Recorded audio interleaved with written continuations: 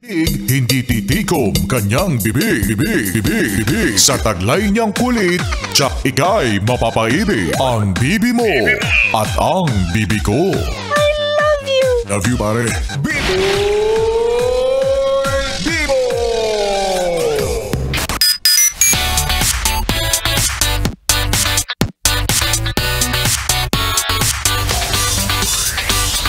Yes, friend! 101.1 Yes FM. At kasama mo na ang bibi mo sa radyo, DJ B-Boy Bibo!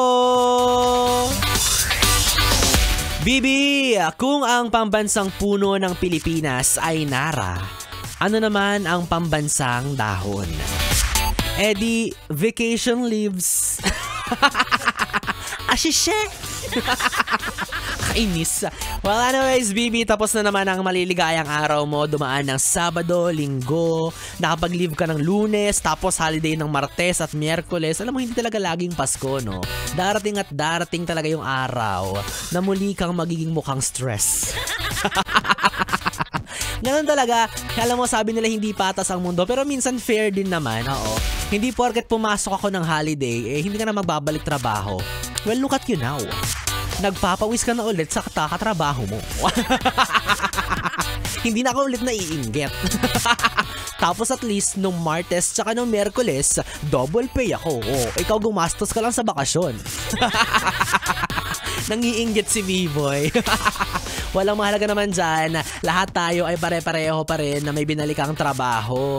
Diba? Kaya ikaw, kung nasa kalagitnaan ka pa rin ng bakasyon ngayon, tapos wala ka pa rin balak pumasok bukas, araw ng Biyernes, mag-aawol ka na naman, wala kang maayos na paalam. Ewan ko lang sa'yo kung may trabaho pa rin sa Lunes.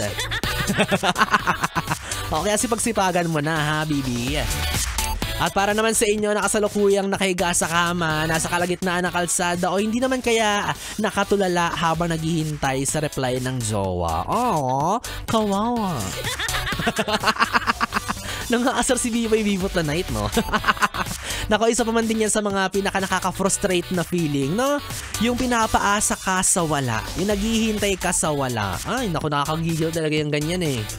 Diba? Lalo na kapag walang kayo, so kung karapatan yung pag-uusapan, wala ka talagang mapanghahawakan. Oo, hindi mo siya pwedeng kulitin. Hindi ka pwedeng mag-set ng ganito-ganyan sa samahan ninyo kasi nga, wala namang kayo.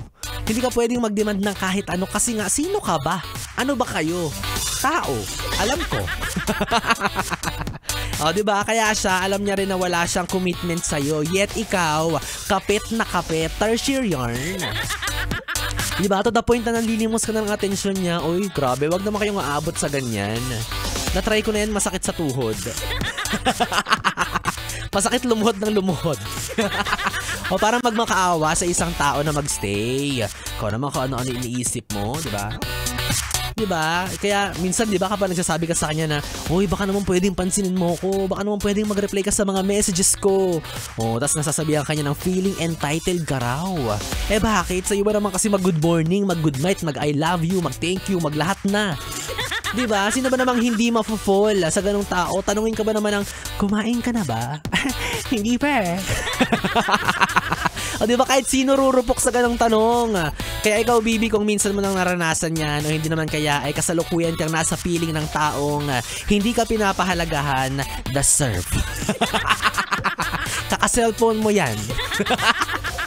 Well, anyways, kapiling mo na ako, DJ B-Boy Bibo, ang DJ na single, ready to mingle, basta walang label. Pwede tayo magkasama at magkaninigan hanggang mamayang alas 12 para sa ating BB Time. Dito pa rin at dito ka lang sa istasyong number 1 sa kalokohan ng 101.1 Yes FM.